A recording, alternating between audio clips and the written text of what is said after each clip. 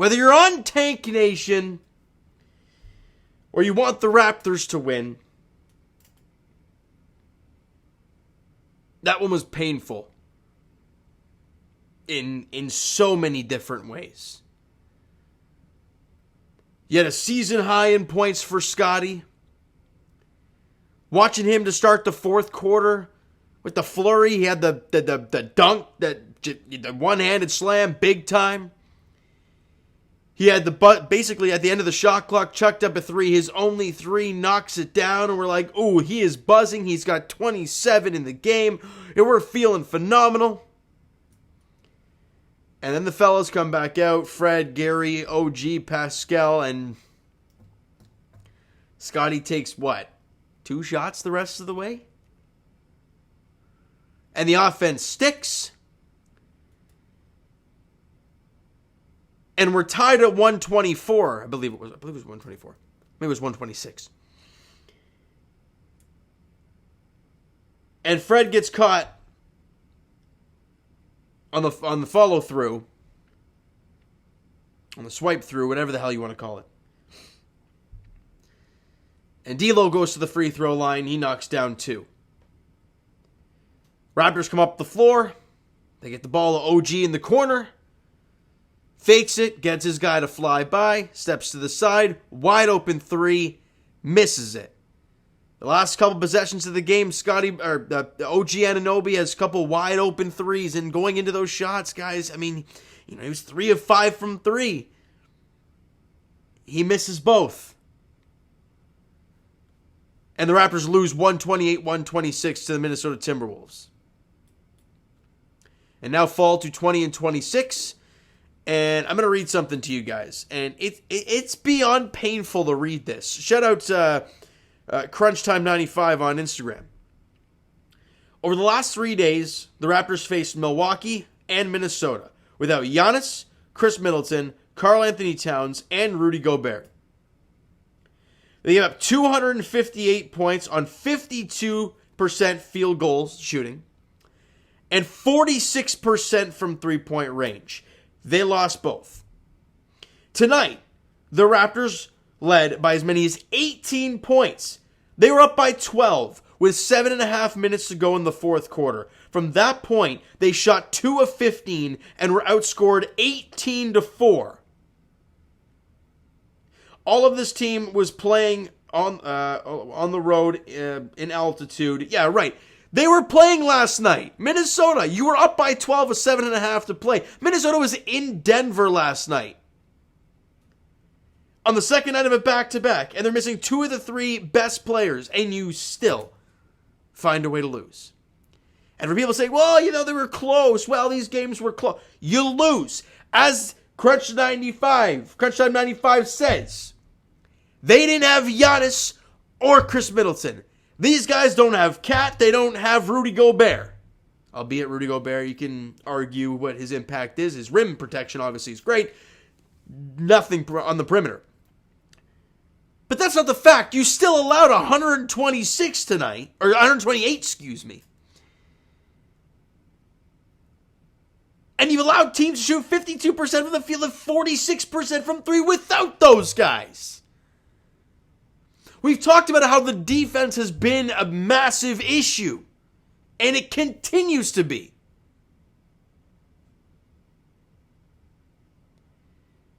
If this is not the end of the road for me, I don't know what is. We are over halfway through the season. This team is 6 games under 500, is showing no signs of getting out of this slump. They show signs, like they did for the first 3 quarters of this game. But even then, they weren't defending. It was upsetting to watch tonight. It really was. I thought they were going to win this game. Scotty was possibly going to drop a career high. And we were going to feel good. But no. First quarter, the offense was going 37. The Raptors dropped in the first quarter. You allow only 31. Great. You're up by 6 at the end of 1. You score 39. 39. In the second quarter, you allow 35 still, though. You allow 66 in the first 2 quarters. Whereas the Raptors are they have 76, so they're up by 10 at the break. You should be up a lot more when you score 76 in the first half, but whatever, we move on. The Raptors are up 33 more in the third quarter. They allow 35, though. They're -2 there. They're up 8 going into the fourth quarter. And after scoring 37 points in the first quarter, 39 in the second quarter, 33 in the third, the Raptors score 17 in the fourth. And how many of that was Scottie? Because it felt like he was impacting the game on so many levels in the early goings of that fourth. The Raptors allowed 27, -10 in the most important part of the game, and you lose. And it doesn't get any easier. The Raptors' next game is at home against the Celtics. Player stats, let's get through this.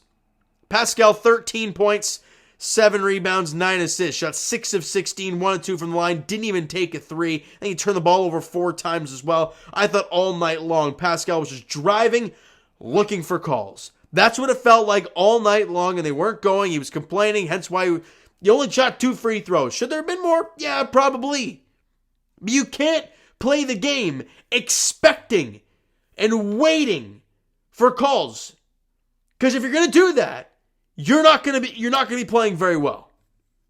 You may get the call sometimes, get to the free throw line 10 times, drop 9 of 10 and feel good. Yeah. But the nights where officials are not blowing the whistle, like tonight, you got to be able to still impact. And Pascal shot 6 of 16.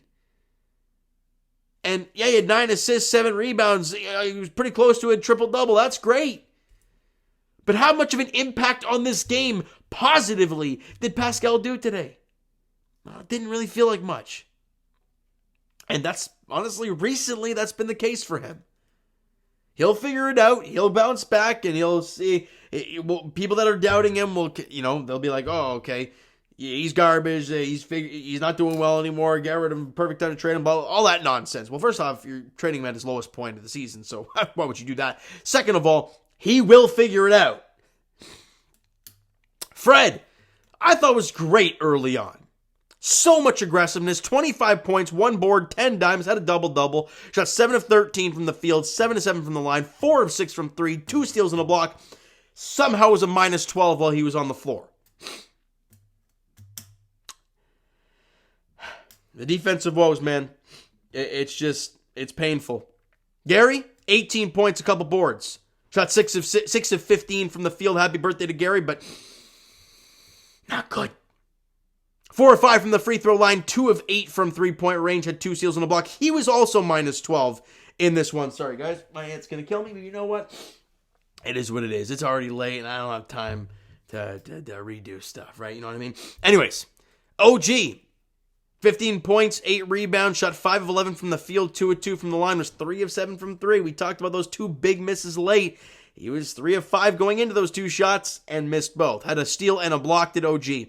Scottie Barnes, the bright spot. The bright spot recently for the Toronto Raptors, as he has scored 20-plus in, 4 of his last 5 games. And in that one game where he didn't, he had a double-double with 14 rebounds.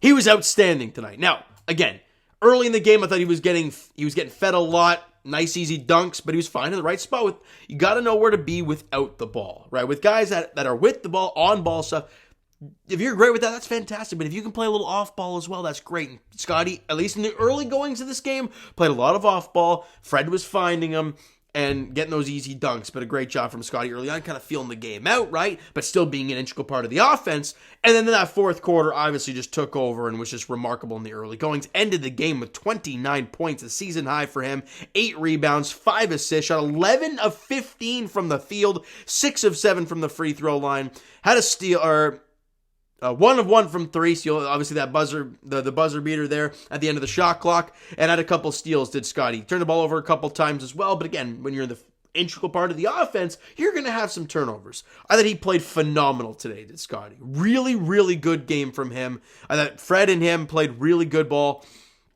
Everybody else just, he didn't really get the punch. But again, it was defensively. Like, I could sit here and talk about Pascal shooting 6 of 16. I could sit here and talk about Gary shooting 6 of 15 and OG shooting 5 of 11, only having 15 points in the game and really not feeling like a part of the offense. But in the end, your team dropped 126. You should still win. You don't. Precious gave you 11-4 and 1 off the bench, shot 5 of 8 from the field, and get this, was 0 of 4 from the free throw line. In a game where you lost by 2, that's kind of painful. He took 1 3, made 1 3, and had a couple blocks. Let's talk about Wieskamp, the man. I mean, other than catch and shoot threes and off ball, coming off a screen and catching, I thought he was phenomenal. I loved seeing threes come out of his hands and just looking nice and smooth and drilling them. He was 3 of 3 from distance, had 9 points, 3 of 4 from the field, was a plus 10 on the floor. Defensively, yeah. Creating his own offense, yeah. But hey, as long as you can shoot, this team needs shooters. So I love what we saw from Wieskamp today. I think he was really good. And obviously, when you go 3 of 3 from distance on a team that's all season long has been so up and down with threes, it was a very refreshing sight to see, especially coming off the bench and giving you that little punch. So really like that. And Thad Young, in the very minimal minutes that he played, I think it was only 7, had 4 points, 4 boards, made both his shots, and was a plus 4. So I thought he needed a little bit of a shout out there. But overall, guys, the defense was just god awful. I mean, you allow them to shoot 51% from the field, 42% from 3, and 91% from the line. The Raptors shot 53% from the field, 50% from 3. We're like, whoa, that's fantastic numbers. Doesn't matter. They made more threes. Did they have more field goal attempts today? They shot 2 more shots than the Raptors. That's usually a recipe for disaster.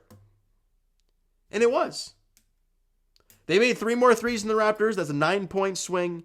You could look at it so many different ways. You could look at that. You could look at Precious missing all 4 free throws. You could look at Scotty firing up the lob to Precious, him grabbing it and just clanking it off the rim. There's so many things you could look at as easy plays or things that should happen that don't, and you lose by 2 points. Plain and simple, guys. It's pretty straightforward. I'm not gonna harp on this too much more. We lost the turnover battle. We were -1 at 16 turnovers in the game. Was -2 in points off of turnovers. Not a big swing, but that's a number the Raptors usually dominate. And when they don't dominate that, they usually lose, and they did today. So that's it. You know what? That's going to do it for this one. You guys enjoyed the video and not the game tonight, or not the ending to the game tonight, but you loved Scotty Barnes. Smack that like button. Do appreciate that. Hit the subscribe button. You guys not already, comment down below your thoughts on the video, your thoughts on the game. Would you like, would you not like from today's game for the Toronto Raptors? The Twitter and Instagram links are down in the description, so follow up, send me a DM, guys. Do all that great stuff. And the Discord link is down below as well, so join up there. And I will talk to you guys Leaf Station very shortly as they won. So let's talk about something positive to end the night. They beat the Winnipeg Jets at Scotiabank Arena 4-1 there. And as for the Raptors, they'll be on the floor at least on Saturday evening as they host the Boston Celtics at Scotiabank Arena. 5 p.m. tip-off there. Thank you guys so much for listening and watching. I hope you enjoyed the video and not the ending to this game. We'll talk to you guys then.